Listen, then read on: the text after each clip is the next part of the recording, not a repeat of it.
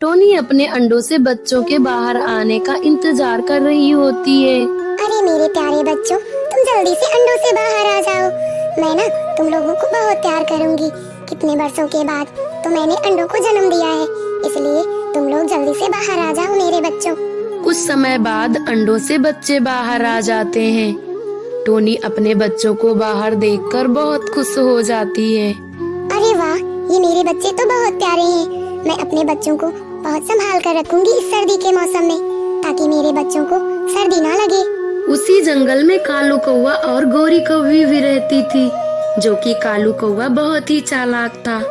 गोरी के बच्चे नहीं थे, इसलिए जंगल की कोई भी चिड़िया अगर अंडों को जन्म देती थी तो गौरी को बहुत ही जलन होती थी। एक दिन वो कालू से कहती है, सुनते हो कालू, तुम तो कहते थे कि जंगल में मेरी बहुत चलती है। मैं जो कहता हूँ वही होता है। देखो ना, टोनी के 3 बच्चे हुए हैं। पूरे जंगल में शोर मचा हुआ है। हमारे तो एक भी बच्चे नहीं है। क्यों ना तुम टोनी को जंगल से बाहर निकाल दो। मुझे नहीं अच्छा लगता अगर जंगल में किसी भी चिड़िया को कोई बच्चा होता है तो। अरे गौरी, तुम इतनी सी बात के लिए उदास हो गई। मैं अभी जाके टोनी को जंगल से बाहर निकाल देता हूँ, ताकि कोई भी चिड़िया इस जंगल में अंडे न दे सके।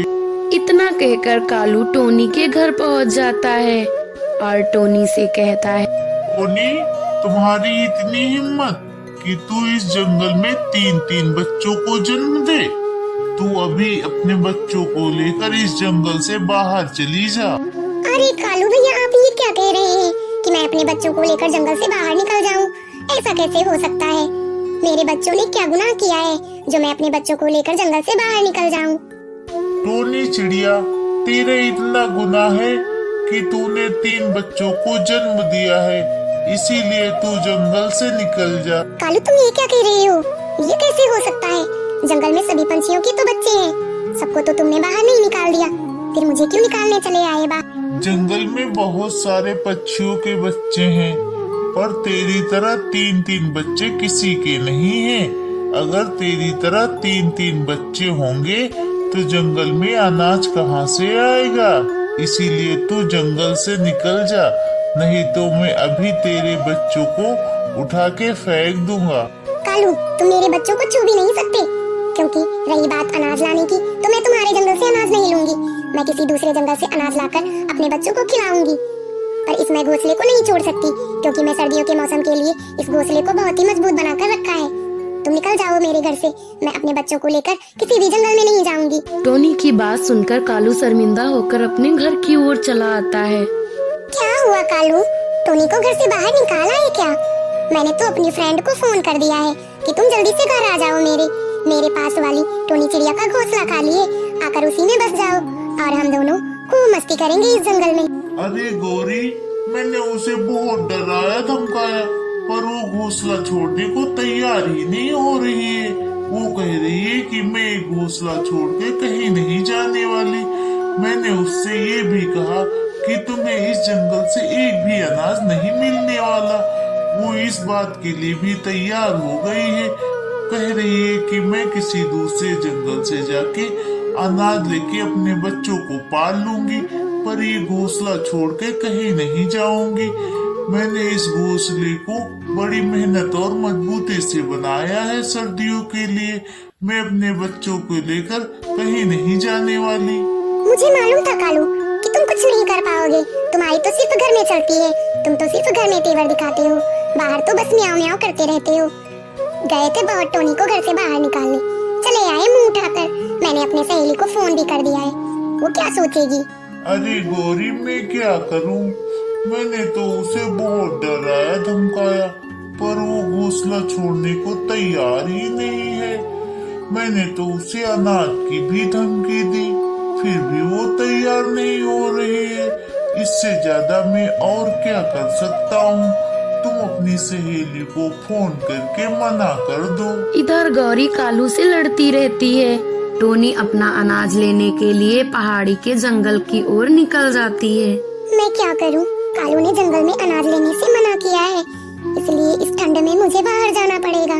आज तो बर्फ भी बहुत गिर रही है, पर क्या करूं, मुझे अपने बच्चों के लिए अनाज या फल तो लेकर आने ही है। टोनी अनाज लेने के लिए पहाड़ी वाले जंगल में पहुंच जाती है।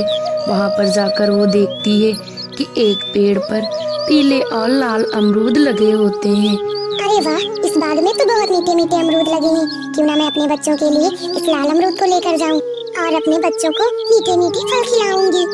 टोनी चिड़िया पके अमरूद लेकर अपने जंगल की ओर निकल आती है। तभी उसे रास्ते में एक बूढ़ी दादी दिखाई देती है। अरे मेरी बिटिया, तुम ये मीठे मीठे फल लेकर कहाँ जा रही हो? अरे दादी, ये फल तो मैं पहाड़ी वाले जंगल से लेकर आई हूँ। क्या करूँ दादी, मेरे जंगल का कालू मुझे अपने जंगल से फल लेने को मना किया है, इसलिए मुझे पहाड़ी के जंगल को फल लेने के लिए जाना पड़ता है। अरे बिटिया, कालू ने तुमको जंगल में फल लेने से क्यों मना किया है? दादी माँ, मैंने तीन बच्चों को जन्म दिया है, इसीलिए कालू मेरे बच्चों से जलता है और वो अनाज लेने को मना कर दिया है जंगल में। इसीलिए दादी माँ, मुझे पहाड़ी वाले जंगल से अनाज लेकर जाना पड़ेगा। अब मुझे रोज पहाड़ी के जंगल में आना पड़ेगा अपने बच्चों को अकेला छोड़कर। मुझे तो बहुत डर लगता है, क्योंकि कालू मेरे बच्चों से बहुत जलता है। मेरे बच्चों के साथ कहीं कुछ गलत ना कर दे। अरे बिटिया, ये अमरूद मुझे दे दो, पोटली में कुछ अनाज है जिन्हें अपने बच्चों को खिला देना और अपने आंगन में उसे बो देना। दादी माँ टोनी को अनाज की पोटली देती है और उससे अमरूद लेकर आगे निकल जाती है। टोनी भी अपने घर की ओर निकल आती है। अरे मेरे बच्चों, आज तो मैं तुम लोगों के लिए मीठे मीठे फल लेकर आ रही थी, लेकिन रास्ते में एक बूढ़ी दादी माँ मिल गई जो बहुत ही भूखी थी। मुझे उन पर दया आ गई और मैंने उन्हें फल दे दिया। दादी माँ ने मुझे एक अनाज की पोटली दी है। वो बोली थी कि इसे अपने आंगन में बो देना। मेरे बच्चों, जितने बीज तुम खा सकते हो खा लो, बाकी के बचे हुए बीज हम अपने खेत में बो देंगे। नहीं मम्मी, मुझे भूख नहीं है, तुम इन बीजों को बो दो, तुम कल मीठे फल लाओगी तो मैं खा लूंगा। टुनटुनी उन बीजों को ले जाकर अपने खेत में बो देती है। अगली सुबह जब टुनटुनी अपने खेत पर जाती है तो देखती है कि उसके खेत में तो लौकी के बेलें लटक रही थी।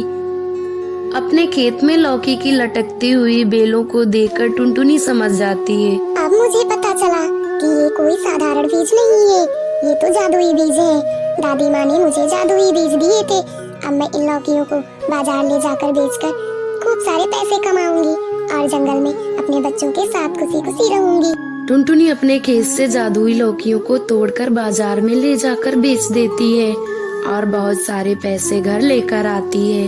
अरे मम्मी, आप तो खेत गई थी पर इतने सारे पैसे लेकर आई हैं। अरे मेरे प्यारे बच्चों, अब हम लोगों के बहुत अच्छे दिन आ गए हैं। हमें किसी भी दूसरे जंगल को जाकर अनाज लाने की आवश्यकता नहीं है। कल जो दादी माँ ने हमें बीज दिए थे वो तो जादुई बीज है मेरे बच्चों। मैंने कल ही बोया और आज अपने खेत में बड़ी बड़ी लौकियाँ लगी हैं, उन्हें तोड़कर बाजार लेकर जाकर बेचकर आ रही हूँ। वहीं से ये पैसे लेकर आई हूँ मेरे बच्चों। अब हम अपने घर में खुशी खुशी रहेंगे, अपने घर में किसी चीज की कोई कमी नहीं रहेगी मेरे बच्चों। अब तुम लोगों के लिए अनाज लेने के लिए मुझे दूसरे जंगल भी नहीं जाना पड़ेगा। बहुत बहुत धन्यवाद दादी माँ का, जिन्होंने मुझ गरीब की इतनी मदद की। टूनी चिड़िया अपने बच्चों से बातें करती रहती है और वो अपने बच्चों से कहती है, बच्चों, हमें हर किसी की मदद करनी चाहिए, क्योंकि मदद करने से हमारे जीवन के कठिन से कठिन कार्य भी आसान हो जाते हैं। प्लीज दोस्तों, हमारे चैनल को सब्सक्राइब करके बेल आइकन को प्रेस करें और अपने दोस्तों के साथ इस वीडियो को शेयर करें। आशा करती हूँ कि आपको ये स्टोरी पसंद आई होगी। अगर आपको ये स्टोरी पसंद आई है तो कमेंट सेक्शन में लिखकर बताएं कि ये स्टोरी कैसी लगी।